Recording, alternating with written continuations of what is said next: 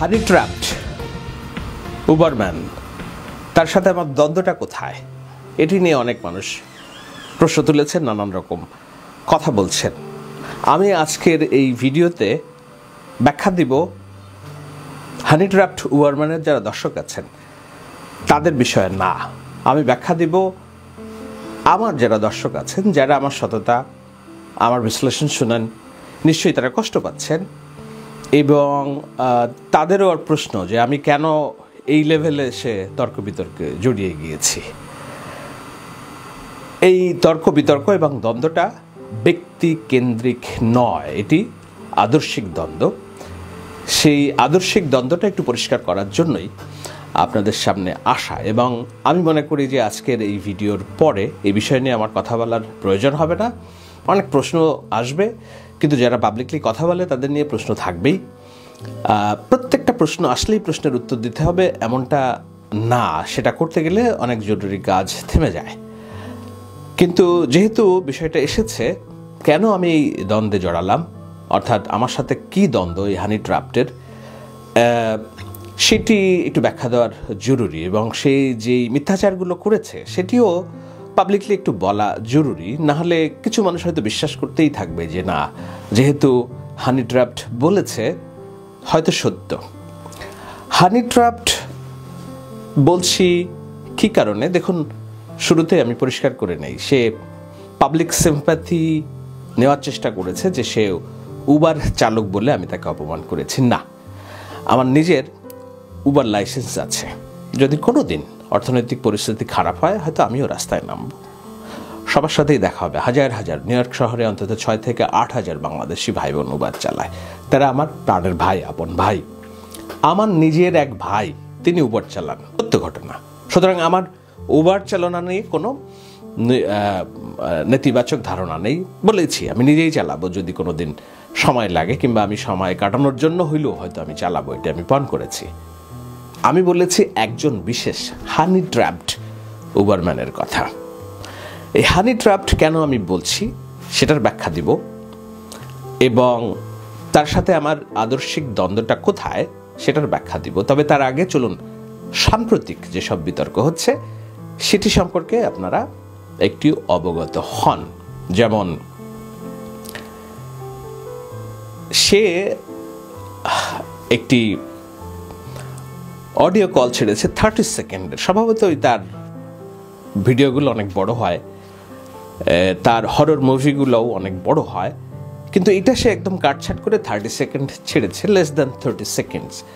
সেখানে একজনকে দিয়ে বলানোর চেষ্টা করাচ্ছে যে আমি তার কাছ থেকে খয়রাতি করেছি, চাঁদাবাজি করেছি, সহজ বাংলা ভাষায়।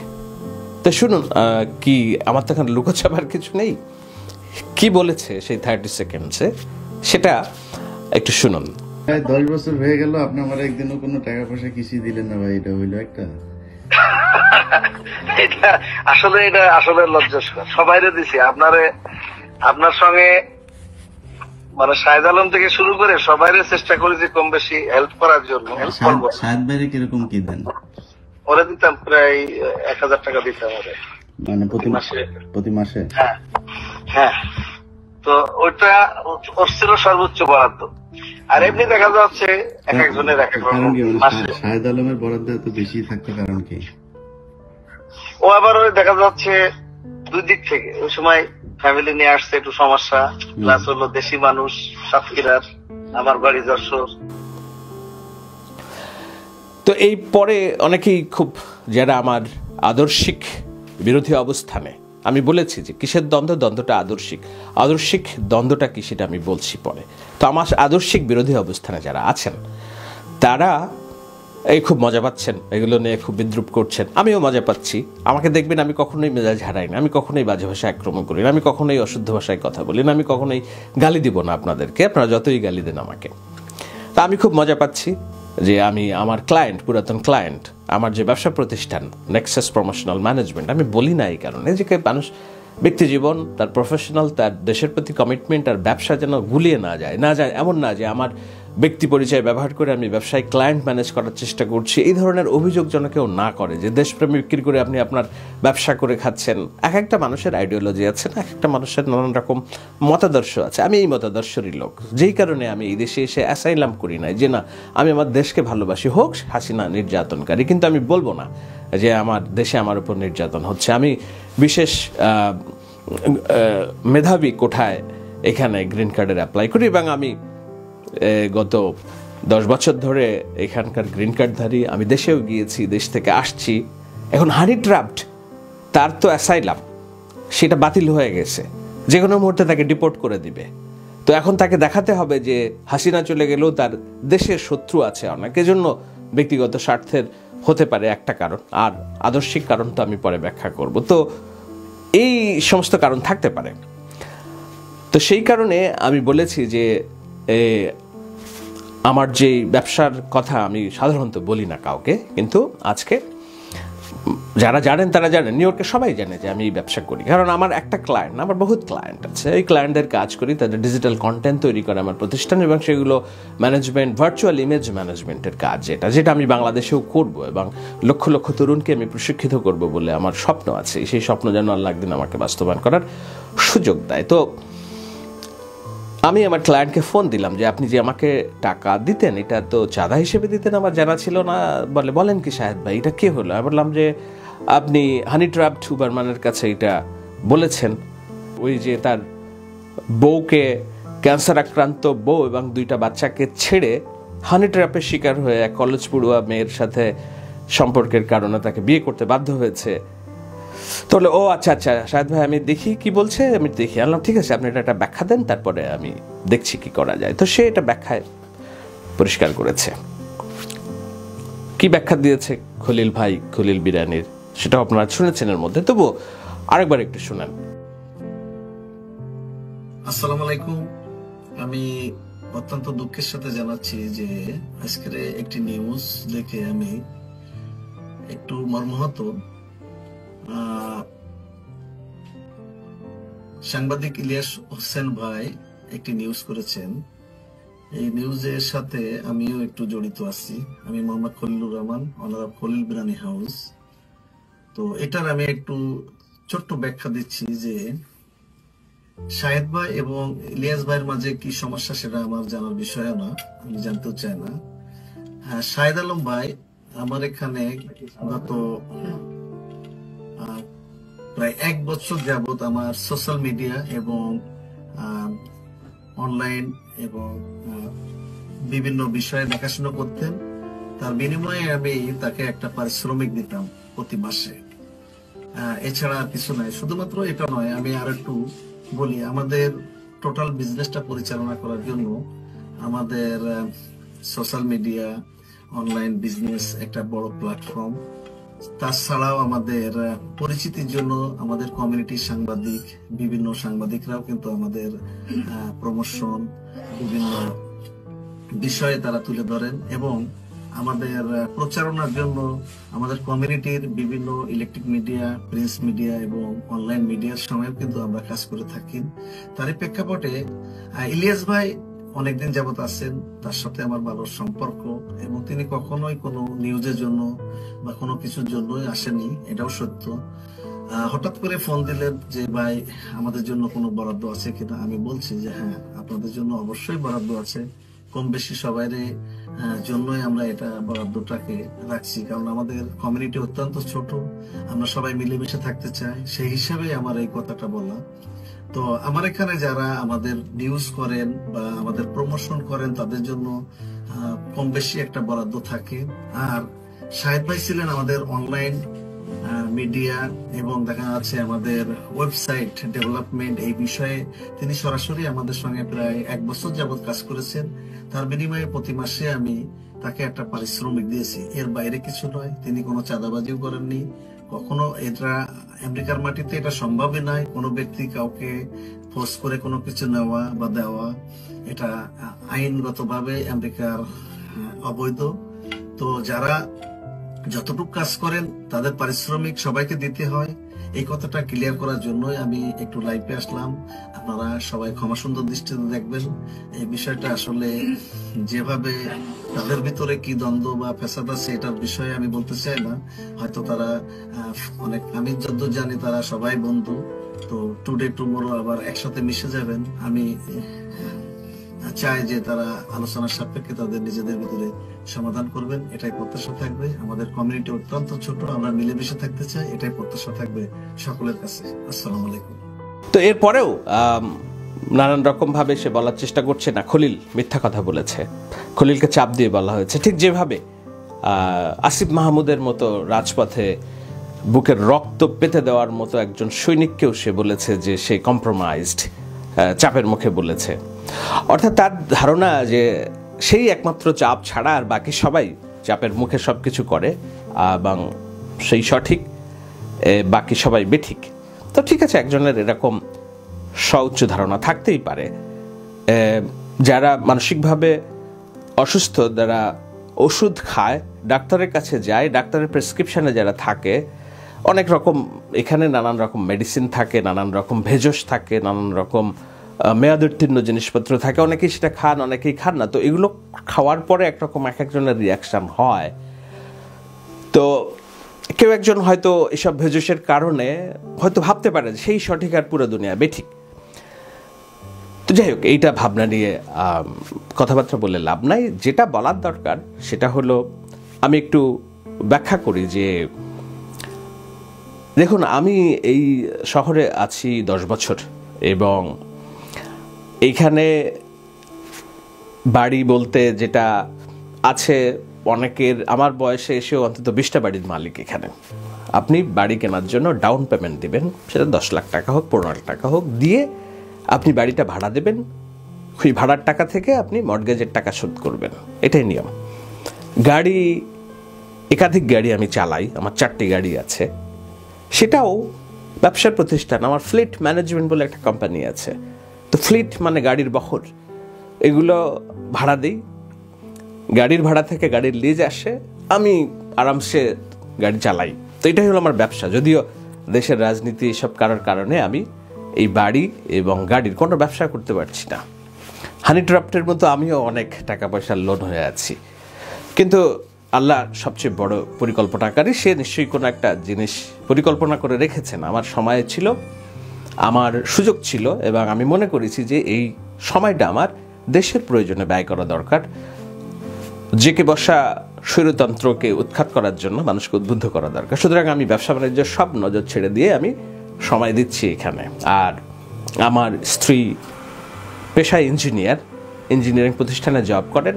আমরা দুজন মিলে মাশাআল্লাহ অনেক ভালোভাবে থাকার জন্য একটা জীবনযাপন আমরা করি। এগুলো বলার দরকার নাই, তবুও মানে যেহেতু পাবলিকলি এসব কথা হচ্ছে, এবং হানি ট্রাফটের যে গদ্য, রসময় গুপ্তের যেসব প্রোডাকশন, রসময় গুপ্ত আবার কে, এগুলো আবার বলেন না আমাকে, তাহলে আবার এসব ব্যাখ্যা করতে হবে। ছোটবেলায় আমরাও পড়েছি, আপনারাও পড়েছেন। তো যাই হোক, এগুলোর দর্শক আছে অনেক, এবং এখান থেকে অনেক পপুলার প্রশ্নের জন্ম দেয়। এই প্রশ্নের উত্তর যদি আমি 2017 সালে একবার দিতে পারতাম, তাহলে আজ পর্যন্ত এই প্রশ্নগুলোর আসতো না সামনে। কি প্রশ্ন? সেটা হলো এই যে আমাকে ইসকন টাকা দেয়, আমি কোত্থেকে টাকা পয়সা পাই। তো সে সময় সে বলছিল যে আমি চাঁদাবাজি করি। তা আমি একবার বলছিলাম যে কেউ যদি প্রমাণ করতে পারে তাহলে আমি কথা বলা বন্ধ করে দিব। তো প্রমাণ তো করতেই পারে নাই, কিন্তু মুনাফেকের চরিত্র হলে যেটা হয়, আবারও সে নানানভাবে একাধিকবার আমাকে তার ভিডিওতে বলছে যে তাকে কোন মেয়েরা ফোন দিলে সে রিসিভ করে না, কিন্তু শাহেদ আলম আটকে গেছে আর কি। তো এরকম একজন লোক, তার সাথে আমি বিরোধে জড়াতে চাইনি এই কারণে যে আপনারা জানেন যে সে আমার ছোট ভাই। এই যে ডিসিতে গেলাম কয়েকদিন আগে, আমরা একটা বিলে বসে খেয়েছি, আমি তাকে আমার গাড়িতে উঠিয়েছি। উঠে আমি বললাম যে তুমি সিগারেট ধরাও, গাড়িতে খাবো? বললাম হ্যাঁ খাও, কথা বলি, এরকম সম্পর্ক। কিন্তু তারপরও কেন আমরা এই দ্বন্দ্বটা জড়ালাম, সেই আলোচনায় যাচ্ছি। তবে তার আগ দিয়ে একটু খোলসা করে নেই যে এই যে সে উবারম্যান বলে সিম্প্যাথি আদায়ের চেষ্টা করছে, নিজেকে সৎ থাকার চেষ্টা, আমি তো উবারম্যান হিসেবে তাকে গালি দেই নাই এবং সেই কথা বলি নাই। আমি যেই জায়গাটাতে প্রশ্ন রেখেছি সেই প্রশ্নের কি উত্তর আপনার তার কাছে চেয়েছেন যে তুমি তোমার ক্যান্সার আক্রান্ত বউ এবং 2টা বাচ্চা তাদেরকে তুমি এই শহরে এতিম করে রেখে তুমি আরেকটা মেয়েকে বিয়ে করেছো, তুমি হানি ট্র্যাপের শিকার, সে বিষয়ে তোমার কোনো উত্তর কেন দিচ্ছ না তুমি? হানি ট্র্যাপড তা যে সিম্প্যাথি অর্জনের চেষ্টা করছে যে আমি তাকে উবারম্যান বলেছি, না, আমি প্রশ্ন তুলেছি, আমরা প্রশ্ন তুলেছি সাধারণ মানুষ যে এই সে যে হানি ট্র্যাপের শিকার, তার বউকে যে সে বঞ্চিত করলো, ক্যান্সার আক্রান্ত বউকে, সে বিষয়ে সে কথা কিন্তু বলে নাই, কোথাও একটা বিষয়ে কথা বলবে না। তো ফার্স্ট সিম্প্যাথি, হানি ট্র্যাপ আমাকে কেন উবারম্যান বলেছে? দেখুন অসততার জায়গাটা কোথায়। আর সো আমি তার অন্য বিষয়ে যেসব অভিযোগ আছে এগুলো আর তুললাম না। এখন কিছু কিছু সময় কিছু কিছু বিষয়ে ওভারলুক করতে হয়।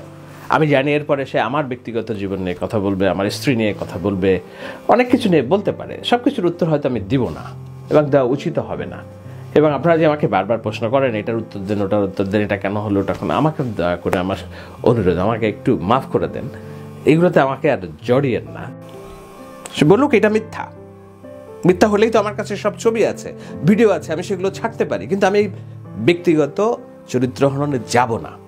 শুধুমাত্র এতটুকু বলার জন্য 2টা বাচ্চাকে রেখে একজন মানুষ কতটা অসৎ হলে একটা অন্য মেয়েকে বিয়ে করতে পারে এবং এই শহরে ঘুরে বেড়াতে পারে। ওকে, এটা ব্যক্তিগত বিষয়, কিন্তু সেই ব্যক্তিগত বিষয়ে সে যাচ্ছে না। যাচ্ছে কোথায়? আমি নাকি তাকে উবারম্যান বলে গালি দিয়েছি। নিশ্চয়ই আপনারা বুঝেছেন যে না, অসততার জায়গাটা কোথায়।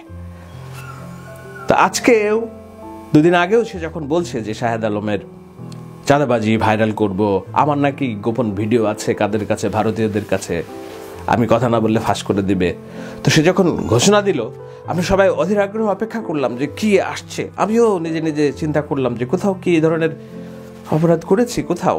পরে মনে পড়লাম যে জীবনে তো করি নাই এমন কিছু নাই, কত কিছুই না করেছি। এখন কোনটা না কোনটা আল্লাহ পাক জানে যে এইটার একটা ধরা খাই। তো ঠিক আছে, দেখি কি ধরা খাই। তো আসলো কোথায়? আসলো আমার এক ক্লায়েন্টের কাছ থেকে আমি নাকি $1000 করে চাঁদা নিয়েছি। এখন আমি কিভাবে বলি যে আমার হিসাব যেসব বিল আছে এখানে, এগুলো যদি আমি দেখাই তাহলে আপনারা বুঝবেন যে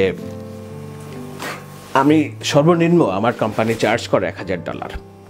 আমার অন্য কোম্পানি আছে আমি $4-5,000 পর্যন্ত মান্থলি বিল তৈরি করি ডিজিটাল মার্কেটিং, কন্টেন্ট মার্কেটিং এর কারণে। এখন আমি এগুলো প্রকাশ করতে পারবো না, কারণ এই দেশে IRS বলে কথা আছে, ফিনান্সিয়াল রেগুলেটরি কমিশন আছে। একজনের একটা কোম্পানির তথ্য আমি দিতেই পারি না এভাবে। যাই হোক, আমি অন্য বিতর্ক আশা করি যে এই কথার প্রেক্ষিতে কিছু মানুষের ধারণা হবে এবং কিছু মানুষ বুঝবে। আমি চাই কিছু মানুষ বুঝুক, আমি চাই না যে সমস্ত মিলিয়নস অফ মানুষ বুঝুক। কেন কিছু মানুষ বুঝলে আমার সুবিধা? আমি সারা জীবন এটাই চেয়েছি যে কিছু মেধা তৈরি হোক, কিছু সুস্থ চিন্তার মানুষ তৈরি হোক, যারা দেশটাকে পরিবর্তন করবে, যাদের মেধা দিয়ে দিন বদলে। ঠিক যেমন 36 জুলাইয়ের যে আমাদের অর্জন, সেই অর্জনের পেছনের যে ছেলেগুলো জুলাইয়ের 1 তারিখে 7 জন ছেলে রাস্তায় দাঁড়িয়ে মাইক নিয়ে কথা বলছিল, কেউ পাত্তা দেয় নাই। পরনে স্যান্ডেল গেঞ্জি, পাত্তা দেয় নাই কেউ যে কোথা থেকে কি হবে। এরা সারা দেশের মানুষকে, রাজনৈতিক দল সবাইকে এক করে ফেলেছে। এই যে 5-7টা মেধা, আমি বলছি না যে আমার কথা এরা তৈরি হয়েছে, কিন্তু আমি চাই এ ধরনের মানুষ তৈরি হোক। 5-7 জন মানুষ, 10 জন, 20 জন, 50 জন, 100 জন তৈরি হোক, যারা বাংলাদেশকে পরিবর্তন করবে, বাংলাদেশে এগিয়ে নিয়ে যাবে, যারা এই ধরনের মিস ইনফরমেশন যেটা আছে সেটার বিরুদ্ধে লড়বে। আমি কেবল তাদের জন্যই কথা বলছি। আমার এই ভিডিও ওই 10 জন দেখলেও ওটাই আমার অর্জন।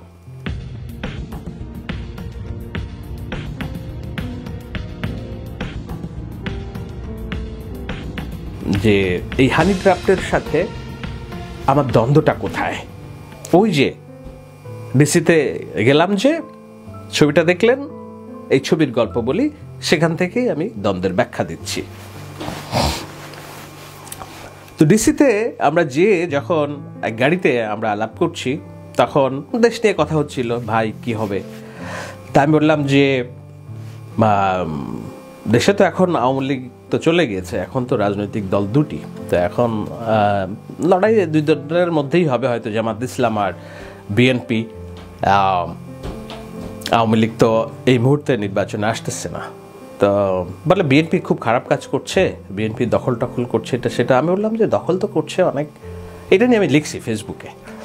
এখন এত বড় একটা দল নিশ্চয়ই চেষ্টা করছে, সব কিছু থামানো যাচ্ছে না, দায় তো বিএনপি এড়াইতে পারে না। কিন্তু দেশকে যদি ঠিক পথে আনতে হয় তাহলে এই মুহূর্তে জরিপ বা অন্যান্য কিছুতে সব কিছুতে তো বিএনপি ভালো অবস্থানে আছে, সাংগঠনিক অবস্থান। আর জামাত ইসলামী তো বিএনপির সাথে টক্কর দিয়ে পারবে বলে মনে হয় না। তো সে খুব আমার দিকে তাকালো, তা আমি একটু সন্দেহ প্রকাশ করলাম। আমি বললাম যে তোমার কি মনে হয় জামাত এবং বিএনপি যদি নির্বাচন হয় তুমি কাকে ভোট দিবা, কার জন্য কাজ করবা বলে মনে হয়?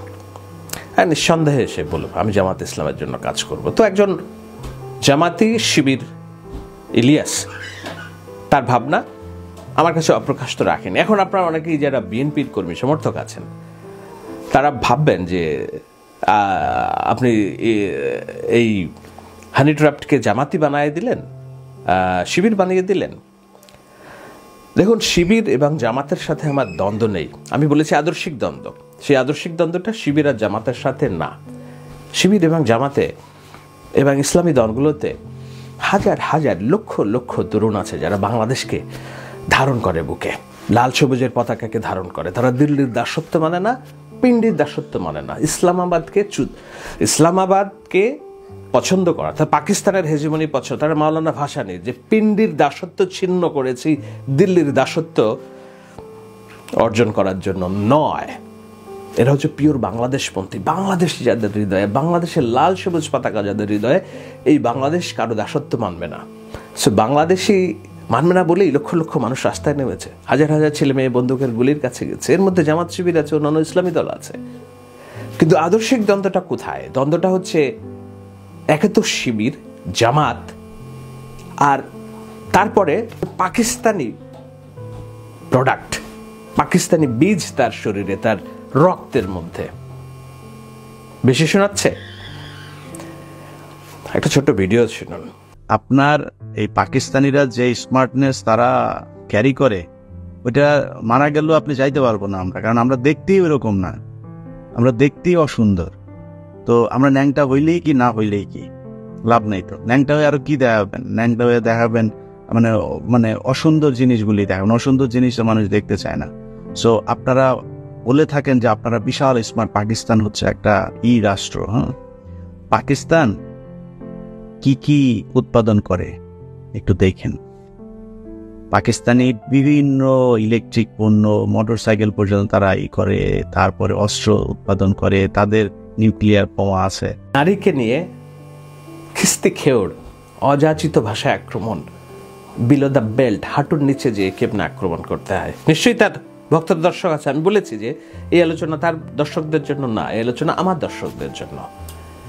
তো এটাও কেউ কি প্রমাণিত হয় যে সে পাকিস্তানি? না, প্রমাণিত হয় না। আমি কয়েকদিন আগে যখন এই সংক্রান্ত একটি লেখা লিখলাম যে আমরা সবাই বাংলাদেশ জিন্দাবাদ করি, বাংলাদেশ জিন্দাবাদ করি, হালাই কয় পাকিস্তান জিন্দাবাদ, সে ডাবল কনফার্ম করলো সে পাকিস্তান জিন্দাবাদ, অর্থাৎ সে পাকিস্তানের পাকি বীজ, পাকিস্তানের বীজ তার হৃদয়ে।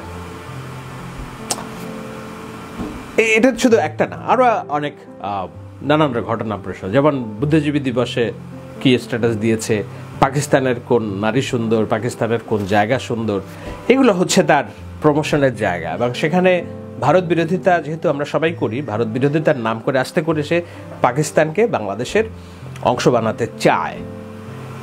তার যে প্রোফাইল পিকচার, সেখানে আপনি দেখবেন যে পাকিস্তান আর ভারতকে সে একটা, বাংলাদেশকে সে একটা ভূখণ্ড মনে করে। এখন আমাদের আদর্শিক দ্বন্দ্বটা কোথায়? আদর্শিক দ্বন্দ্ব হচ্ছে আমি পিওর বাংলাদেশপন্থী, আমি মনে করি রাষ্ট্র মধ্যপন্থায় থাকা উচিত, আমি মনে করি বাংলাদেশপন্থী বলে আমাদের একটা শক্তি থাকা দরকার। আদর্শিক দ্বন্দ্বটা হচ্ছে তাদের সাথে যারা বাংলাদেশকে অস্বীকার করে, পাকিস্তানি জেনারেলদের রক্ত যাদের শরীরে, তাদের থেকে আলাদা করতে চাই। ঠিক একইভাবে ভারতের সাথে দিল্লির দাসত্ব বিরুদ্ধে চোখে চোখ রেখে কথা বলতে চাই, কিন্তু সবাইকে নিয়ে থাকতে চাই।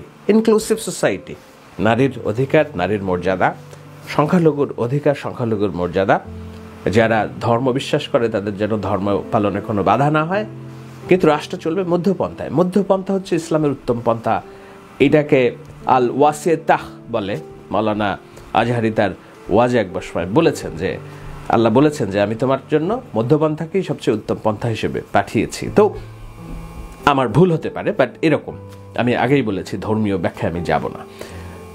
তো সেই মধ্যম পন্থা স্রষ্টার প্রদর্শিত যে রাস্তা, সেই রাস্তার বিপরীতে থেকে কট্টরপন্থা।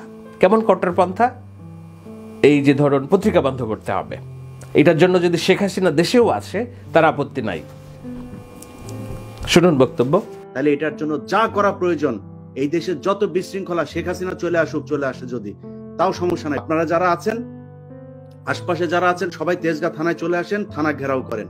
তেজগাঁ জোনের যে ডিসির কার্যালয় আছে সেটা ঘেরাও করেন। এটার মূল হোতা হচ্ছে হয় সেনাবাহিনী অথবা এই রুহুল, দুইজনের একজন। যেই শেখ হাসিনাকে খেদানোর জন্য আমরা 2000 ছাত্র তরুণ প্রাণ দিল, যেই দিল্লির দাসত্ব মানব না, পিন্ডির দাসত্ব মানব না বলে আমাদের তরুণরা রাস্তায় এগিয়ে গেল, সেখানে বাংলাদেশকে 71-এর মুক্তিযুদ্ধ হলো, বাংলাদেশকে পাকিস্তানি বলায় ঢুকে দেওয়ার জন্য একটা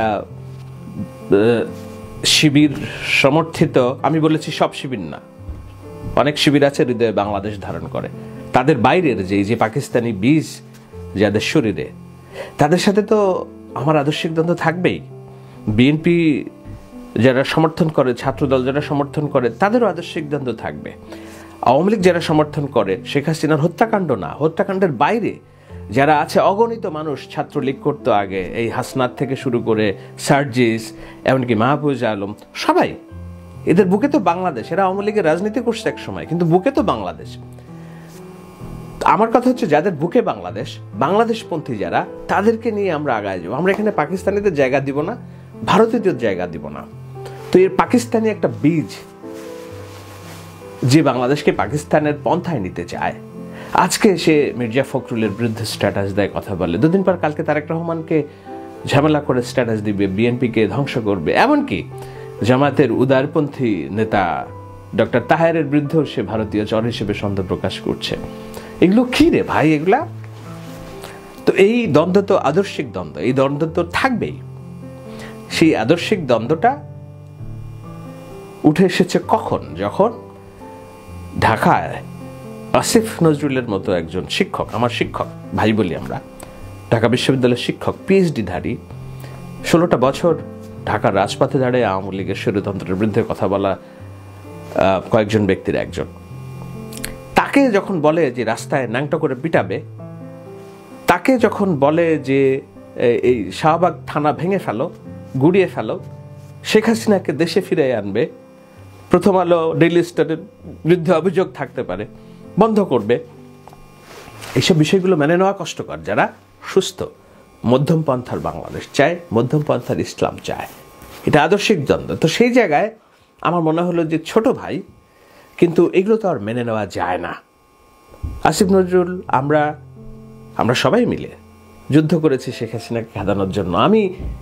আপনি যদি যুদ্ধ করে থাকেন রাস্তায়, আপনার বিপদ কিংবা আপনাকে কেউ অবমাননা করছে, আপনাকে মিথ্যা অপবাদ দিচ্ছে, সেই সময় কি আপনি চুপ থাকবেন না? তার পক্ষে আপনি বুক চিতিয়ে দাঁড়িয়ে যাবেন। সেইটা আপনার সততা, আদর্শ এবং সেইটা আপনার নৈতিকতা। আমি দাঁড়িয়ে গিয়েছি, আমি তাদের থিওরি ডিবাঙ্ক করেছি, ঠিক যে কারণে আসিফ মাহমুদ ডিবাঙ্ক করেছে, ঠিক যে কারণে ছাত্র শক্তির প্রতিষ্ঠাতা আক্তার হোসেন ডিবাঙ্ক করেছেন, ঠিক যে কারণে আরো হাজারিত লক্ষ লক্ষ ছাত্র শিবির, জামাত এবং ইসলামী কর্মীরা এটাকে ভাষা খুঁজে, না তোমাদের এই সব ধারণা ঠিক নেই, আসিফ নজরুলের সাথে আমার কোনো প্রেম নেই, আসিফ নজরুলের কাছ থেকে আমি একটা পয়সার সুবিধা নেই কোথাও, আমার নেওয়ার দরকারও নেই।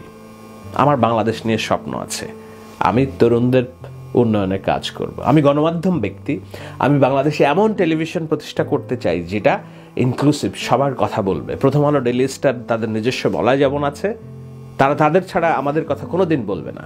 আমি এমন গণমাধ্যম প্রতিষ্ঠা করতে চাই, আমি সরকারের কাছে গণমাধ্যমের লাইসেন্স চাই, আমার স্বপ্ন অনেক। এই যে আদর্শিক দ্বন্দ্ব, সেই দ্বন্দ্বটা আজ হোক কাল হোক, এটা প্রকাশ পেতই। এখন আমি আলোচনাটা শেষ করব ছোট্ট কয়েকটা কথা বলে। সেটা হলো, আমি বুঝি আপনারা কষ্টে আছেন, যারা একসাথে আমাদেরকে দেখেছেন এতদিন, এখন এই বিভেদগুলো স্পষ্ট হচ্ছে। এই বিভেদগুলো স্পষ্ট হতে বাধ্য। 5 তারিখের আগে আমাদের একমাত্র সূত্র ছিল আওয়ামী লীগ, শেখ হাসিনা ফ্যাসিস্ট। 5 তারিখের পরে বাংলাদেশে যেন নয়া ফ্যাসিস্ট জন্ম না নেয়, সেজন্য আমাদের লড়াইটা চলমান। তো জামাতি পাক্কা হানি ট্র্যাপ উবারম্যান, সে বাংলাদেশের এক ধরনের রাষ্ট্র কামান করতে চায়, যেই রাষ্ট্র হবে ভাঙচুরের, যেই রাষ্ট্র হবে উন্মত্ততার, যেই রাষ্ট্র হবে কেবলমাত্র একপাক্ষিক, যেখানে নারীদেরকে, বাংলাদেশের নারীদেরকে চেয়ে পাকিস্তানি নারীদেরকে সে বড় করে দেখাবে, ইচ্ছা মতো মিথ্যা কথা বলবে, মুনাফিকি করবে, যেখানে সংখ্যালঘুর অধিকার নিশ্চিত হবে না। এই ধরনের একটি রাষ্ট্র ব্যবস্থার দিকে ধাবিত করার যারা লোকজন, আমি একে একে সবার বিরুদ্ধেই কথা বলবো, আমি চিনিয়ে দেব আপনাদেরকে। হানি ট্র্যাপ উবারম্যান হচ্ছে সেই পাকিস্তানি বীজের একটা চরিত্র, নিজে ব্যক্তি জীবনে অসৎ, ক্যান্সার আক্রান্ত স্ত্রী, 2 বাচ্চাকে ফেলে হানি ট্র্যাপের শিকার। শুধু তাই না, নিউ ইয়র্কের পুলিশের কাছে মামলা করেছে তার বাচ্চা তার নিজের না, সন্দেহ তার স্ত্রীর দিকে। এটি পুলিশের অন্য সহকর্মী রাশেদ লিখেছেন, সত্য, ওয়েল ডকুমেন্টেড। তাকে যে পুলিশ ধরতে গিয়েছে, এনআইপিডির ধরিয়ে দিন, ওয়েল ডকুমেন্টেড। তো তাকে নিয়ে এই আলোচনাটা, যে না আপনারা একসাথেই তো ছিলেন, কেন বিভক্ত হয়ে যাচ্ছেন। আমি বুঝি এই কষ্টটা আপনাদের আছে, কিন্তু এটাই হওয়ার কথা, এটাই হবে। এখন যেহেতু নির্বাচন সামনে, আস্তে আস্তে আমরা যেই বাংলাদেশ চাই, আমরা যে বাংলাদেশের স্বপ্ন দেখি, সেই বাংলাদেশের পথে যারা অপপ্রচার, অসত্য, কাটছাট, রগরগে ভিডিও এগুলো বানাবে, আসিফ নজরুল, ডক্টর ইউনুস, তারেক রহমান, বেগম খালেদা জিয়া, ডক্টর শফিকুর রহমানের মতো বিচক্ষণ মানুষ, এদেরকে যারা হীনভাবে উপস্থাপন করার চেষ্টা করবে, তাদের বিরুদ্ধে তো কথা বলতে হবে। আমার রাজনৈতিক মতাদর্শ ভিন্ন হইতে পারে। জামাতের 4-5 জন নেতা যাদের ফাঁসি হয়েছে, তাদের প্রত্যেকের ছেলের সাথে আমার ব্যক্তিগত সম্পর্ক ভালো, আমরা কথা বলি, ভাব বিনিময় করি। বিএনপির সবার সাথে আমার সম্পর্ক ভালো, আমরা হাইকমান্ড থেকে শুরু করে সবার সাথে কথা বলি। এই ভাবটা আছে, কিন্তু রাজপথের যে লড়াই, সেখানে তো আমাকে একে অন্যের পক্ষে বলতেই হবে। সেই বলাটার জন্য আস্তে আস্তে এই দ্বন্দ্বটা উন্মুক্ত হবে। আপনারা এর মধ্যে অনেকেই বুঝেন যে আমি বিএনপির পক্ষে কথা বলি, অনেকের অভিযোগ। না, আমি বিএনপির পক্ষে কথা বলি না, আমি রাষ্ট্রের মধ্যপন্থার পক্ষে কথা বলি। সেই মধ্যপন্থার পক্ষে একমাত্র ক্ষমতায় যাওয়ার মতো লেজিটিমেট, যৌক্তিক গণমানুষের সংগঠন বিএনপি। তাকে আমার রক্ষা করা ছাড়া, আমি যদি তাকে রক্ষা না করতে পারি, তাহলে আমার হাত চলে যাবে ডানপন্থীদের হাতে, রাষ্ট্র চলে যাবে উগ্রপন্থীদের হাতে। রাষ্ট্রের মুহাম্মদ সাল্লাল্লাহু আলাইহি ওয়াসাল্লামের বর্ণিত মধ্যপন্থা, কোরআনের মধ্যপন্থা বাংলাদেশে বাস্তবায়িত হবে না। তো সেই কারণে এখন এই দ্বন্দ্বগুলো স্পষ্ট হবে, এবং এই দ্বন্দ্বগুলো করতে করতে আমি যেহেতু এক পক্ষে কথা বলি, আমার চরিত্র হননের জন্য, আমাকে চাঁদাবাজ, আমাকে এটা ওটা করার জন্য তারা যখন উঠে পড়ে লাগবে, আমি তাদের লেভেলে যেতে পারবো না। কেননা কুকুরে মানুষকে যদি কামড় দেয়, ধরেন আপনি কি কামড় দিল রাস্তার একটা কুকুর, হানি ট্র্যাপড কোনো কুকুর, আপনি ওই হানি ট্র্যাপড কুকুরকে কি কামড় দিবেন কিনা? নাকি আপনি মানুষ, নাকি আপনার নিজস্ব বিচার বুদ্ধি আছে? তো এগুলো দেওয়া যায় না, চাইলেও দেওয়া যায় না, কিন্তু তারা আমাদেরকে টেনে নিয়ে যাবে সেখানে হাঁটুর নিচে। এখন সব বিষয়ে তো কথা বলা যায় না, সব বিষয়ে ব্যাখ্যা দেওয়া যায় না, দেওয়া উচিত না। এটা যেহেতু জনগুরুত্বপূর্ণ বিষয়, এবং আমার মনে হয়েছে যে এটি নিয়ে কথা বলা দরকার। হানি ট্র্যাপড তা যে সিম্প্যাথি অর্জনের চেষ্টা করছে, যে আমি তাকে উবারম্যান বলেছি, না, আমি প্রশ্ন তুলেছি, আমরা প্রশ্ন তুলেছি, সাধারণ মানুষ, যে এই সে যে হানি ট্র্যাপের শিকার, তার বউকে যে সে বঞ্চিত করলো, ক্যান্সার আক্রান্ত বউকে, সে বিষয়ে সে কথা কিন্তু বলে নাই, কোথাও একটা বিষয়ে কথা বলবে না। তো ফার্স্ট সিম্প্যাথি, হানি ট্র্যাপ আমাকে কেন উবারম্যান বলেছে, দেখুন অসততার জায়গাটা কোথায়। আর সো আমি তার অন্য বিষয়ে যেসব অভিযোগ আছে এগুলো আর তুললাম না। এখন কিছু কিছু সময় কিছু কিছু বিষয়ে ওভারলুক করতে হয়। আমি জানি এরপরে সে আমার ব্যক্তিগত জীবন নিয়ে কথা বলবে, আমার স্ত্রী নিয়ে কথা বলবে, অনেক কিছু নিয়ে বলতে পারে। সব কিছুর উত্তর হয়তো আমি দিব না, এবং দেওয়া উচিত হবে না। এবং আপনারা যে আমাকে বারবার প্রশ্ন করেন এটার উত্তর দেন, ওটার উত্তর দেন, এটা কেন হলো ওটা কেন, আমাকে দয়া করে আমার অনুরোধ, আমাকে একটু মাফ করে দেন, এগুলোতে আমাকে আর জড়িয়েন না।